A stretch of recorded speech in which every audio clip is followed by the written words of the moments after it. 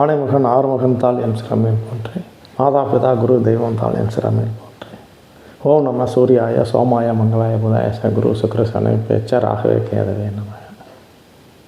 ஆதித்தாய் பாடல்களை நம்ம பார்த்துக்கிட்டு இருக்கோம். அதில் இந்த பாடல் என்ன சொல்லுது அப்படிங்கிறத பார்ப்போம். வேங்கை வரிப்புலி நோய் தீர்த்த விடகாரி, ஆங்கு அதனுக்கு ஆகாரமானது போல் பாங்கரியா புல்லறிவாளருக்கு செய்த உபகாரம், கல்லின் மேல் இட்ட களம். இது வைத்திய பாடல்களாகவும் நம்ம எடுத்துக்கலாம். வைத்திய நோக்கோடு உள்ள விஷயங்களும் இதில் பொதிஞ்சிருக்கு அவையோட பாடலில். வேங்கை வரிப்புலி நோய் தீர்த்த விடகாரி. அப்போ வேங்கை 16 அடி வேங்கை, 32 அடி வேங்கை அப்படிலாம் சொல்கிறோம். ஒரு தாவுனா 16 அடி தாவும். இன்னொரு அடுத்த சில அதிலே ஒரு ரகங்கள் இருக்குது. ஒரு தாவுனா 32 அடி தாவுமா. அதான் வேங்கைங்கிறது. வேங்கை வரிப்புலி நோய் தீர்த்த விடகாரி. ஒரு வைத்தியன் காட்டு வழியாக போய்கிட்டு இருக்கிறான். அவனுக்கு சகல விதமான வைத்திய கலைகள்லையும் சிறந்தவன்.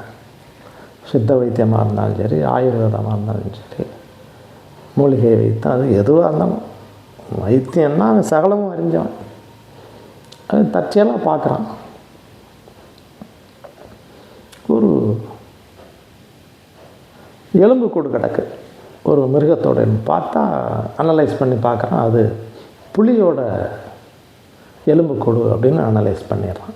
வரிப்புலி, வரி வரியாக இருக்கக்கூடிய புலி, வரிப்புலி. அதான் வேங்கை வரிப்புலி நோய் தீர்த்த விடகாரி. விடகாரி வைத்தியன். அவனுக்கு இந்த உயிர்ப்பு கொடுக்கக்கூடிய தன்மையும் அந்த கலையும் அவன் கற்றுக்கிட்டவன். எல்லா விஷயமும் தெரியாத ஒன்றும் கிடையாது. அப்போ எல்லாம் தெரிந்தவர்கள் சில நேரங்களில் ஒன்றும் தெரியாமல் ஆயிடுறாங்க இல்லையா. அதனுடைய தத்துவம் தான் அந்த பாடலுடைய விளக்கம். இப்போ வேங்கை வரிப்புலி நோய் தீர்த்த விடகாரி. பார்க்குறான், அந்த எலும்பெல்லாம் ஒன்று சேர்த்து வைக்கிறான். கையெலும்பு, கால் எலும்பு, வாயெலும்பு, தலையெலும்பு, எல்லாம் விழா எலும்பு எல்லாம் சேர்த்து வைக்கிறான். உருவத்தை கொடுக்குறான், மந்திரத்தை சொல்கிறான். உயிர்ப்பு வந்துடுது. அந்த புலி எந்திரிச்சிருது, உயிரோடு எந்திரிச்சிருது. எந்திரிச்சதுமே அது செத்து பல வருஷம் ஆச்சு. பசி இவ்வளவு அடித்து சாப்பிட்டுப்படுது.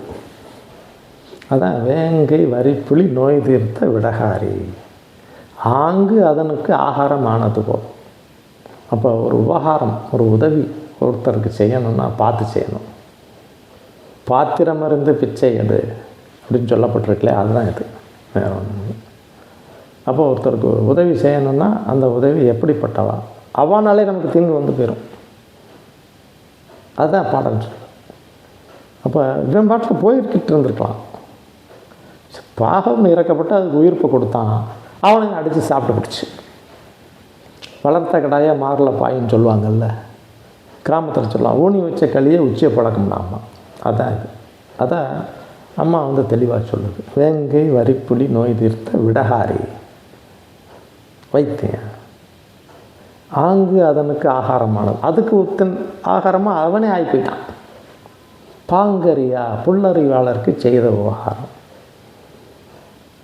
எந்த விதமான நல்ல எண்ணம், நல்ல சிந்தனை இப்படி இல்லாதவாளுக்கு புல்லறிவாளர், நல்லறிவாளர், புல்லறிவாளர். நல்லறிவாளருக்கு எதிர்ப்பு புல்லறிவாளர்.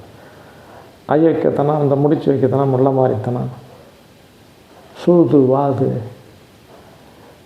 குண்டை தூக்கி குழியில் போடுறது, குழியை தூக்கி குண்டில் போட்டுறது, பசப்பு பேச்சு, இப்படி சொல்கிறான். நிறையா விஷயங்களை சொல்லலாம்.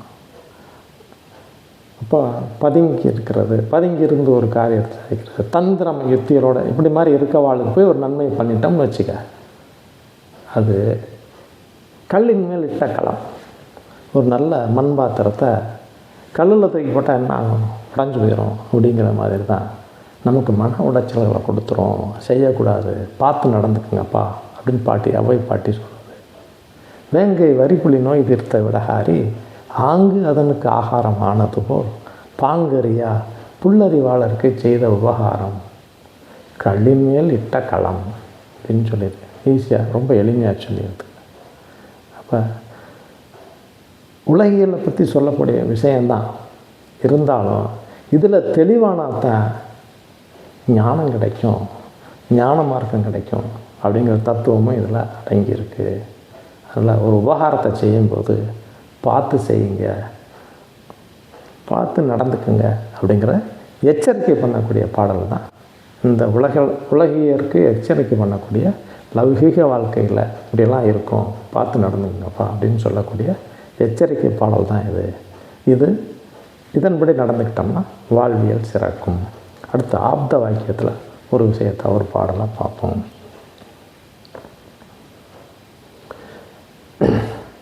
அட்டமத்ததிவன் இரேசனையாகி சப்தமத்தில் கேதுவுற புந்தியும் சேர.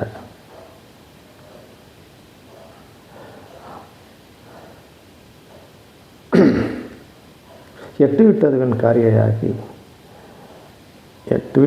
காரியாகி இருந்தவன் ஜென்மம் ஏறிடில் தொட்டவன் மிக்க சத்ருவான் துயரம் என்றே உரை. அட்டமத்ததிவன் காரியோடு அணுகி அம்புலிக்கு ஆர்லேன் திட்டமாய் சொல்லேன் தெரிந்திடும்படிக்கு திருடியும் இதவையுமாமை. அப்போ ஊரடிஞ்ச திருடின்னு சொல்கிறோம்ல, திருட்டுத்தனம் பண்ணிக்கிட்டு இருக்காங்கன்னு சொல்கிறோம்ல, எல்லாருக்கும் தெரியும், ஆனால் அவாதம் பண்ணுறாங்க. அந்த மாதிரி அமைப்பு எதுனா, அப்போ அட்டமத்ததிவன் காரியோடு அணுகி அம்புலிக்கு ஆர்லேன் திட்டமாய் சொல்லேன் தெரிந்திடும்படிக்கு திருடியும் இதவையுமாமை அப்படின்னு பாடல் சொன்னது. அப்போ அஷ்டமாதிபதி எப்படி இருக்கிறாரு, யாரோட சேர்ந்துருக்கிறாரு, அதன்படியும் வாழ்க்கை முறையை சொல்லு அப்படிங்கிறதான் பாடலோட கருத்து. அப்போ அதை அட்டமத்ததிபன் காரி யார், சனீஸ்வர பகவானோட சேர்ந்துருந்தா அதோட நிலை இப்படித்தான் இருக்கும். அப்போ அதை மாற்ற முடியாது.